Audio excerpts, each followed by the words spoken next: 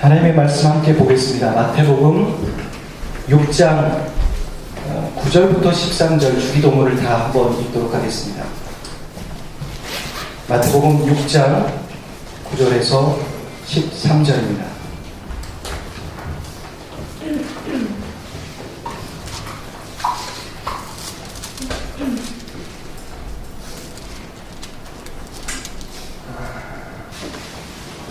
마태복음 6장 9절에서 13절입니다. 같이 읽죠. 시작. 그러므로 너희는 이렇게 기도하라.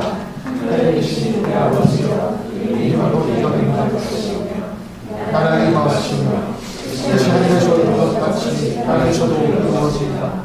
우리나라에게 일용할 양식을 주시고 우리가 우리의 죄를 사하여 준 것 같이 우리 죄를 사하여 주시고 우리를 시험에 들게 하지 마시고 다만 나에게서 구하옵소서. 나라와 권세와 영광이 아버지께 영원히 있사오니 아멘. 이 그림은 웨스트민스터 신앙 고백서의 어떤 배경이 되는 그림입니다. 이 웨스트민스터 예배당에서 목사 126명과 평신도 33명이 1643년 7월 1일에 모였습니다. 그리고 장장 5년 7개월 동안 이 웨스트민스터 신앙 고백서와 대의리 문답과 소유리 문답을 만들어서 발표를 했습니다. 이것은 성경을 기반으로 하고 있고요. 성경이 말하고 있는 다른 하나님의 의도와 목적들 그리고 교리들을 가르치기 위해서 신앙 고백서를 만들었고, 또 대의리 문답은 목회자들에게, 그리고 소유리 문답은 평신도에게 교육하여서 성경을 바르게 가르칠 수 있도록 했습니다. 이것은 고전이 되는 것이지만 우리 믿음의 선배들이 우리에게 물려준 매우 중요한 유산이 됩니다. 제가 지금 갖고 있는 게 웨스트민스터 소유리 문답입니다. 평신도를 위해서. 여러분 어렵지 않아요. 서점에 가면 저렴한 가격에 이런 책들을 구입할 수 있습니다. 아까 말씀드린 것은 문답서기 때문에요. 질문을 던지고 답을 한 거예요. 그러니까 스스로 질문을 던지고 스스로 답한 Q&A와 같은 것이죠. 이 소유 문답의 일문일답이 무엇인지 아십니까? 일문일답에 이렇게 써 있습니다. 사람의 주요한 목적은 무엇인가? 이렇게 써 있는 거죠. 사람의 주요한 목적은 무엇인가 하고서 거기에 답이 뭐냐면, 사람의 제일된 목적은 하나님을 영화롭게 하고 하나님으로 말미암아 즐거워하는 것입니다. 그렇게 써 있습니다. 여러분 이 질문, 첫 번째 질문 매우 중요할 거 아니겠어요? 무엇이든지 처음이니까. 사람의 제일된 목적이라는 말은 무슨 뜻일까요? 그 질문 자체가. 우리 인생의 목표와 방향이 무엇이냐는 거죠. 다르게 표현하면요, 인간이 인간답다라는 건 무엇이냐, 그런 말이에요. 여러분의 목적과 여러분의 꿈과 여러분의 방향은 무엇입니까? 하나님을 알지 못하는 사람은요, 참 다양한 인생의 목적을 갖고 있을 거예요. 내가 지금 여기에 위치해 있는 게 인생의 목적은 아니지 않겠습니까? 내가 평생 학생, 평생 이렇게 되지는 않을 거잖아요. 인생의 구체적인 목적을 가지고, 목표를 가지고 살아가지 않겠습니까? 어떤 사람은 돈이 제일 된 목적이라고 생각해서 돈을 벌어야 하기 때문에 공부를 하고 지위를 가져야 된다고 생각하는 사람도 있을 겁니다. 돈이 없이 힘들게 살았기 때문에 더 그럴 수 있겠죠. 또 어떤 사람은 명예, 권력, 어떤 사람은 사랑이 인생의 제일 된 목적이라고 생각할지 모르겠습니다. 아마 이런 목적은 각자에게 행복감을 주는 목적일 것이고, 예수님을 믿지 않는 사람이라면 당연히 그렇게 생각할 수 있다고 저는 생각합니다. 그런데 그리스도인들 가운데도 우리가 신앙을 가지면서 그 신앙이 자신의 행복을 위한 도구요, 목적이라고 생각하는 사람이 있는 거죠. 그러니까 하나님이 존재하는 이유는 나의 목적을 위해 그분이 적당하게 나를 나에게 복을 좀 내리셨으면 좋겠다라는 마음인 거죠. 그게 또 다른 기복신앙과 같은 거지 않습니까? 이렇게 하면은 하나님이 복 주니까, 그리고 그 복을 받아서 결국에는 인생의 나의 목적을 이루기 위한 것이다. 그렇게도 생각하는 사람이 있습니다. 그래서 신이 존재한다는 것은 나를 위해서라고 생각하는 것이죠. 하지만 웨스트민스터 신앙 고백서에서는 그렇게 말하고 있잖아요. 인생의 제일된 목적은 내가 하나님을 영화롭게 하고 또 하나님으로 말미암아 영원토록 즐거워하는 것이라고 말하는 것이죠. 여러분, 인간이 인간답다라는 게 이런 거예요. 여러분, 각자의 기준이 다 있죠. 하지만 정말 인간이 인간답다는 건 하나님을 기억하고 하나님을 내 마음의 중심에 모시고 그분을 기뻐하는 것. 그게 바로 예배인 것이죠. 여러분, 출애굽기에서 모세가 애굽에 잡혀있는 이스라엘 백성들을 출애굽할 때 하나님께서 왜 그들을 데리고 나와야 되냐고 바로가 물으면 뭐라고 합니까? 그럴 때 하나님 말씀하시는 게 있습니다. 그게 뭔지 아세요? 그들이 나와서 나에게 예배할 것이다. 별거 없어요. 하나님을 예배하는 거예요. 저는 처음에 그 말씀 읽을 때 와, 시시하다. 겨우 하나님을 예배하게 하려고 그 많은 대군을 끌고 출애굽을 해야 되는 건가? 라는 생각을 했었어요. 근데 신앙생활을 하면 할수록 그게 바로 인간이 인간다운 거예요. 살아계신 하나님을 기억하고 창조주 하나님을 기억하고 그 하나님을 예배하며 즐거워하는 것. 아멘. 그것이 인간이 인간다운 것입니다. 아담과 하와가 죄를 지은 것은 바로 인간이 인간답기를 원하지 않은 것이죠. 하나님을 떠나서 혼자 있어도 충분히 살 수 있다고 생각한 거예요. 자신의 힘으로, 자신의 능력으로. 여러분, 어린 자녀들이요, 가끔 가출하려고 하잖아요.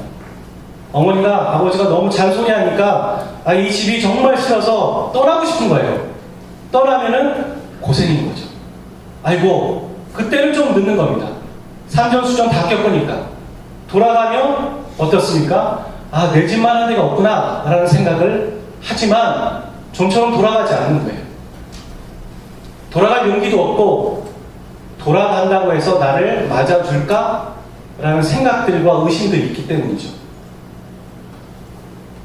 이렇게 아담과 하와가 죄를 지었다라는 것, 그리고 그것을 매우 심각하게 하나님이 생각하셨다는 건 별거 아닌 게 아니라 갓난아이가 부모를 떠나고 싶다고 얘기하는 거랑 똑같은 거예요. 부모 입장에서 그 아이가 떠난다면 어떤 생각이 드실 것 같으십니까? 여러분 같으면 말리겠죠. 도시락 싸가지고 다녀서 말리겠죠. 왜요? 그가 떠나면 고생이고, 그가 떠나면 죽을 수도 있고 위험에 처했을 수도 있고 어떤 상황이 벌어질지도 모르는 거니까. 하나님 그런 마음으로 그들을 막는 거예요. 누가복음 15장에 보면 탕자가 그랬죠. 아버지의 집을 떠나고 싶다고. 그래서 아버지한테 유산을 달라고 합니다. 여러분, 유산은 언제 받습니까? 아버지가 돌아가셨을 때. 그러니까 그 탕자는 버릇이 없는 거예요. 싹수가 노란 거예요. 아버지 빨리 돌아가셨으면 좋겠습니다. 유산 먼저 주세요. 그 얘기랑 똑같은 거거든요. 그러면서 아버지의 집을 떠났는데 정작 허랑방탕하게 그 돈 다 쓰고 친구 다 잃어버리고 돼지가 먹는 쥐염 열매를 먹으면서 한탄하며 그 얘기하는 거죠. 아버지 집이 그립다는 거죠. 그리고 돌아갔을 때 아버지는 그 아들을 아무런 이유 혼내지 않고 맞아주시는 거예요. 여러분, 그 당시 문화에서는요, 아들이 그렇게 나가면요, 호적에서 팝니다. 그리고 거기에 아버지의 고백이 그렇잖아요. 내 죽었던 아들이 돌아왔다. 그 농담 아니에요. 진짜 죽은 줄 알고 장례까지 치른다는 거죠. 정말 그렇게 나가는 아들. 그 당시 문화에서. 그러면 아랑곳하지 않아도 되잖아요. 아무도 그 아들이 돌아온 거 원하지도 않고. 근데 아버지는 매일매일 아들을 기다리는 거예요. 매일매일 아들을 기다리다 보니까 한 번도 잊은 적이 없어요. 그래서 아들이 멀리서 오는데 아들의 걸음도 알아요. 아들이 이 옷 같은 게 막 너저분할 거 아니겠습니까? 뭐 돼지의 쥐언니를 먹는데 오죽하겠어요? 근데도 아버지는 한 번도 아들을 놓친 적이 없어요. 잊어버린 적이 없어요. 그래서 그 아들이 오는 걸 보고 달려가서 껴안아주고 자신의 가락지를 껴주고 좋은 옷을 입혀주는 겁니다. 여러분, 아담과 탕자, 그들이 바로 또 우리인 거죠. 여러분, 주기도문에서 보면요, 제가 그 얘기했지만 아버지의 나라가 임하시오며라는 이 간청이 가장 중요하다고 말씀드렸습니다. 주기도문을 통틀어서 이 주제가 가장 중요하고, 결국에 예수님이 이 땅에 오신 이유는 무엇이냐면, 우리 흔히 얘기하잖아요. 죄 사해 주시려고 이 땅에 오셨다고. 그래서 우리가 예수님을 믿으면 죄 사함을 받아서 하나님의 자녀가 된다. 그걸 좀 더 신학적으로, 아니면 좀 더 깊게 생각해보면 이 얘기인 거예요. 예수님이 오셔서 우리에게 아버지의 그 나라가 임하게 하신 거죠. 우리가 예수님을 믿을 때 그냥 뭐 옵션처럼 하나 받고 끝나는 겁니까? 여러분, 예수님 믿는 건요, 저는 예수님 영접해야 되는 분들에게 심각하게 생각해보라고 얘기합니다. 왜냐하면 예수님 믿는 건 그냥 옵션 중에 하나가 아니에요. 주인을 바꾸는 거예요. 이때까지는 내가 주인이었어요. 이때까지는 내 마음대로 살았어요.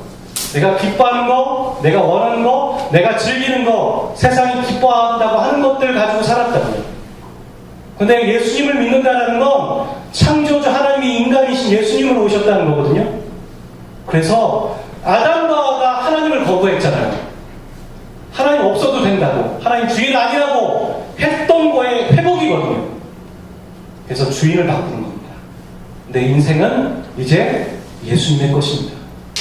내 인생은 하나님의 것입니다 라고 바꾸는 것이 바로 예수님을 영접하는 것이고 구원받는다는 의미예요.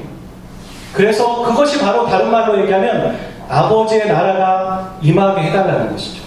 우리가 지난 시간에 배웠죠. 아버지의 나라를 할 때 그 나라는, 나라의 조건은 영토와 국민과 주권이 있다고.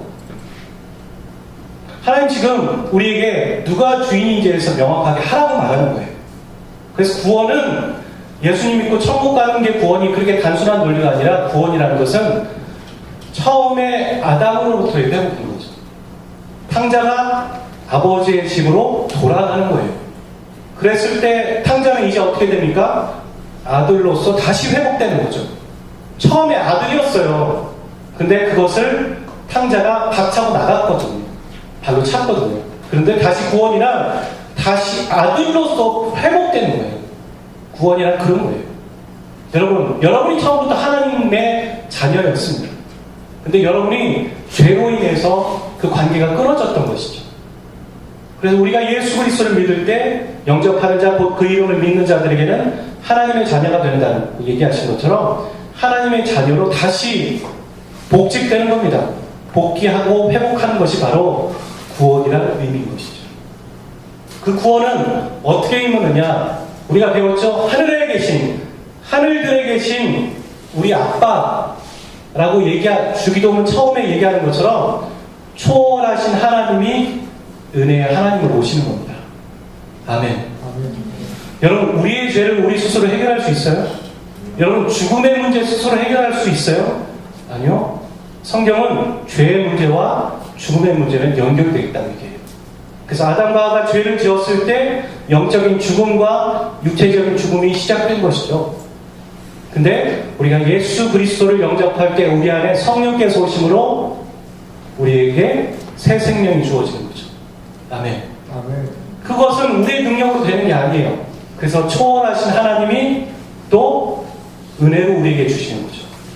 그러니까 주기도문은 무슨 얘기냐면 우리의 삶 가운데서 매일 초월하신 하나님의 은혜의 하나님을 경험하라는 얘기예요. 기도는 그런 거예요. 기도는 내가 원하는 거 내 마음대로 하나님께 요구해서 얻어내고 떼부려서 얻어내는 게 아니라 초월하신 하나님이 우리 아빠시기 때문에 오늘도 그 능력을 힘입어 은혜를 경험하는 거예요. 할렐루야. 아멘. 그것이 기도입니다. 그리고 그것이 대화인 것이죠. 우리 마음대로 우리 뜻대로 내가 하고 싶은 대로 살아가기 위해 적당히 요구해서 얻어내는 게 기도가 아니라 초월하신 하나님, 그 주인이신 하나님을 인정하면서 은혜를 구하는 거죠. 여러분, 은혜라는 게 뭐라고 생각하세요? 나는 아무것도 하지 않는데 하나님이 다 해주는 게 은혜일까요? 그렇지 않아요. 물론 구원은 그랬어요. 우리가 구원받을 때 하나님이 다 해놓으신 거에 우리는 다 해놓으신 밥상에 숟가락을 얹었다고요. 하지만 은혜는 그게 아니에요. 나는 내 인생을 열심히 살아야 됩니다. 그럴 책임과 의무가 있어요. 학생이라면 공부를 열심히 해야 돼요. 목회자라면 성경을 연구하고 목양을 해야 돼요. 열심히 합니다. 하지만 그게 전부라고 믿는다면 그거는 세상 사람과 똑같아요. 내가 이만큼 했는데 왜 못 얻지? 이만큼 했기 때문에 얻어야 돼. 그것 또한 세상적인 방법이에요. 이만큼 최선을 다하지만 하나님이 도와주셔야 된다는 거죠. 하나님이 함께 하시면 바뀔 수 있다는 거죠. 하나님의 도우심이 정말 필요하다는 거죠. 내가 아무 노력하지만 노력해도 그 안에 하나님이 주인 되지 않는다면, 하나님의 도우심이 없다면 의미 없다고 생각하는 거. 그게 바로 은혜예요.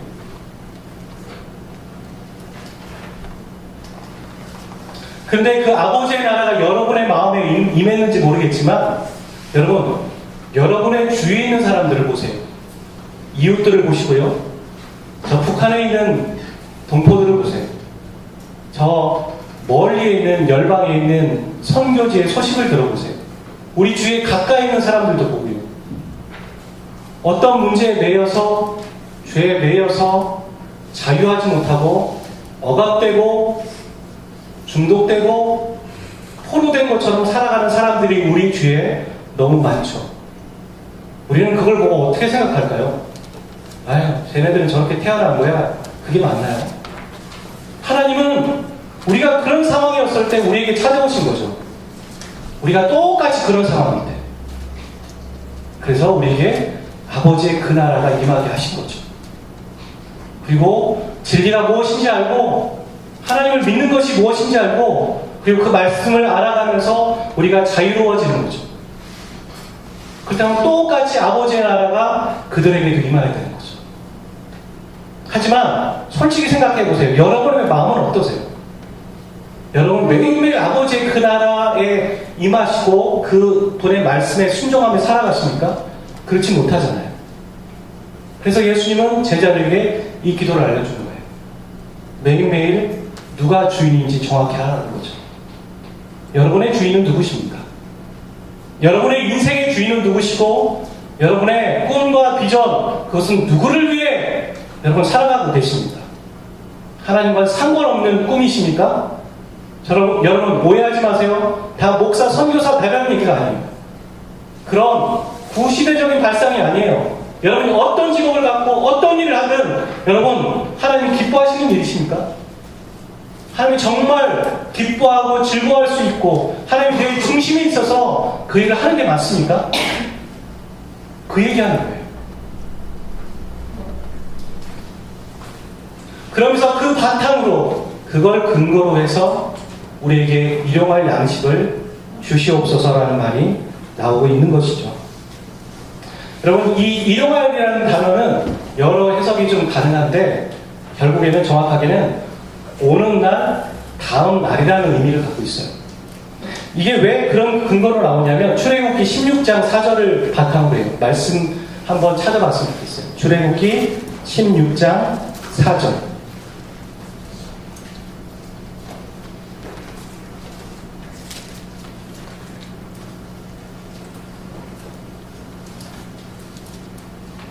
구약성경입니다. 창세기, 출애굽기 16장 4절.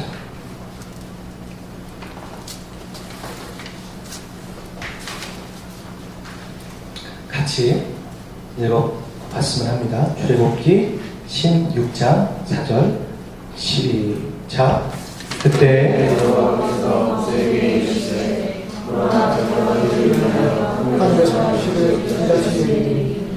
백성이 나서 일용할 것을 날마다 얻을 것이다.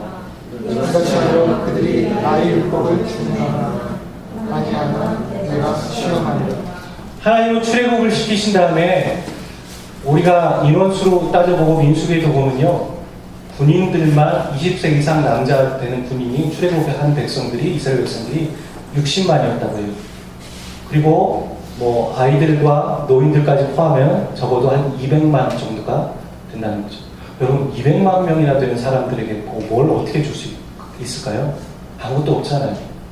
하나님 그들에게 아침에는 뭐를 주셨죠? 만나를 주셨고 저녁 때는 메추라기를 주셨어요. 여러분, 근데 사람들이요, 아침에 만나를 먹으면서 무슨 생각을 했냐면, 내일은 안 내릴지도 몰라.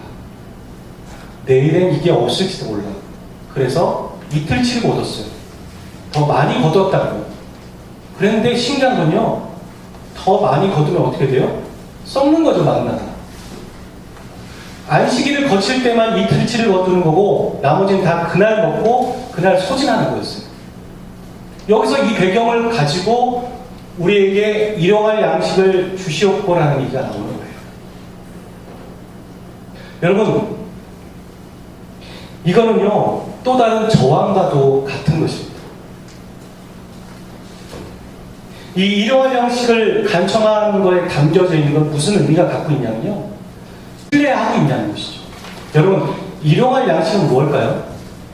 먹는 걸까요? 단지 먹는 것만 그런 건 아니겠죠.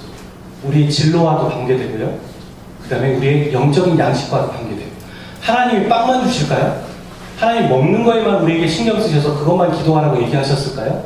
아니요. 제자들에게는, 또 우리에게는 육의 양식도 필요하지만 영의 양식도 필요한 거죠. 하나님은 전방위로 그것들에 우리의 필요를 채워주시는 것이죠. 그래서 우리가 이렇게 기도하라는 거죠. 하나님이 우리에게 오늘 주신 것처럼 내일도 만나를 주실 거야, 분명히. 그런 사람은 그날만 거두는 거죠. 그리고 그 사람은 그 다음 날도 하나님을 기다리는 거잖아요. 과연 우리 마음에 그런 마음이 있냐는 것이죠. 우리가 진로를 계획하고 또한 공부를 하면서 또 시험을 준비하면서 정말 그렇게 준비하고 있냐는 거죠. 그런 마음. 불확실성에 살고 있잖아요. 우리는 불확실성 시대에 살아가고 있습니다. 내일 무슨 일이 있을지 모르겠고 시대는 급변하고 있거든요. 그렇잖아요. 매일매일 바뀌어요. 그런 시대 가운데 불안하고 걱정하고 염려돼서 스펙을 쌓고 준비해 나가지만 우리는 또 다른 것들을 사회가 또 요구하거든요. 이런 시대에 살아가고 있는 거예요. 멈춰버리면 퇴화하는 거예요. 앞서가지는 못하고 항상 현상 유지를 하는 시대에 살아가고 있거든요. 너무 급변하게 바뀌고 있어서. 그런 가운데서 우리는 하나님이 되게 고루하다고 생각해요. 답답하다고 생각해요. 그래, 영적인 건 하나님께 뭐 얘기하는데 나의 진로와 나의 꿈과 나의 어떤 직장의 문제들은 그거와 하나님은 못하죠. 이건 내가 알아서 다 대처해 나가야 되는 거예요. 혹시 여러분 그런 마음을 갖고 계세요? 우리에게 일용할 양식을 달라는 건 하나님을 신뢰하는 신앙 고백인 것입니다. 그리고 그것은 바로 그날을 의지하는 태도인 거죠. 여러분, 이 얘기는 오해하지 마세요. 적금하지 말라는 얘기가 아니에요. 적금해야 돼요. 적금해서 미래를 준비하고 쌓아가는 거죠. 그런 노력들은 우리의 책임과 의무 중에 하나일지 모르겠어요. 하지만 하나님이 중심이 되지 않는 가운데에서 하는 모든 것들은 하나님을 신뢰하지 않는 것이기 때문에 하나님을 불신하는 거라는 거죠. 여러분, 무엇이 주인인지 얘기하고 있는 거겠습니다. 마지막은 맘모니즘의 거부입니다. 여러분, 성경은요, 돈을 캐릭터를 넣어요. 그냥 돈이 종이나 동전이 아니라 인격화시킨다. 맘몬이라는 우상이라는 거죠. 맘모니즘, 물질 만능주의. 돈이면 다 해결할 수 있어. 여러분은 그렇지 않은 것 같으세요? 여러분의 대화와 여러분이 하고 있는 방향성을 생각해 보세요. 은연중에 그렇게 생각하고 있지 않으세요? 돈이면 된다. 직장을 좋은 데만 가면 다 해결되는 거예요. 그렇게 생각하고 있지 않냐는 거죠. 그 어디에도 하나님이 우선되지 않는 것이죠. 여러분, 이런 일용할 양식을 우리에게 달라고 얘기하는 사람들 가운데 안식일을 지키는 건 의미가 있는 거예요. 여러분, 안식일을 지키는 건 뭘까요? 아, 왜 일주일 내내 일하면 되지 왜 하루를 쉬게 했을까? 그래서 예를 들어 우리가 자영업을 하시는 분이라면 하루를 쉬면 말이죠. 그날이 가장 손님이 많은 날일 때가 많거든요. 그렇잖아요. 머리를 자르시는 분들, 음식점 하시는 분들, 주일날 쉬면 어떻게 돼요? 매상에 타격이 있습니다. 그렇지 않나요? 안식일을 지키는 건요, 매상 떨어지게 하라는 얘기가 아니에요. 안식일을 지키는 것은 일주일에 하루 하나님을 기억하면서 결국엔 하나님이 나를 먹이실 거라는 거예요. 나는 돈에 의지하지 않겠다라는 거예요. 나는 우상, 물질 만능주의에 의지하지 않겠다는 거예요. 나는 인간답게 살아가겠다는 거예요. 하나님을 기억하고 하나님을 영화롭게 하며 하나님을 즐거워하는 것에 우선순위를 두겠다는 거죠. 그래서 안식일은 저항이에요, 저항. 만모신에 대한 저항이라는 거예요.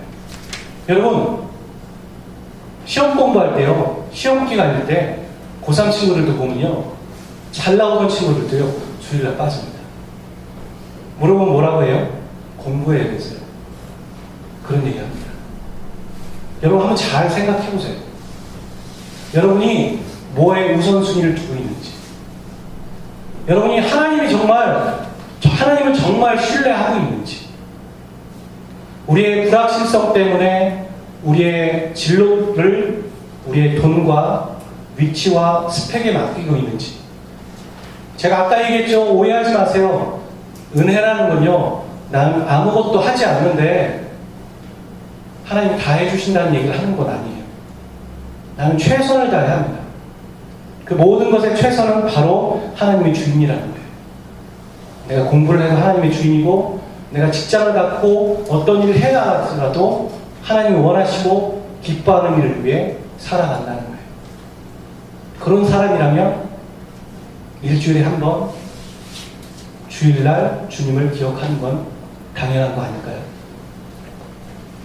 오늘 우리가 일용할 양식에 대해서 배웠습니다. 하나님은 우리의 영적인 양식도 공급하시지만 우리가 무엇이 필요한지 알고 계시는 분이십니다. 우리의 먹을 것들, 우리의 입을 것들, 우리가 앞으로 어떤 삶을 살아가야 되는지에 대해서 주인이 되신 분이십니다. 여러분, 그 주인 앞에 우리가 주인이 아니라는 것을 인정하였으면 좋겠습니다. 아멘. 아멘. 네, 같이 찬양하고 기도하도록 하겠습니다.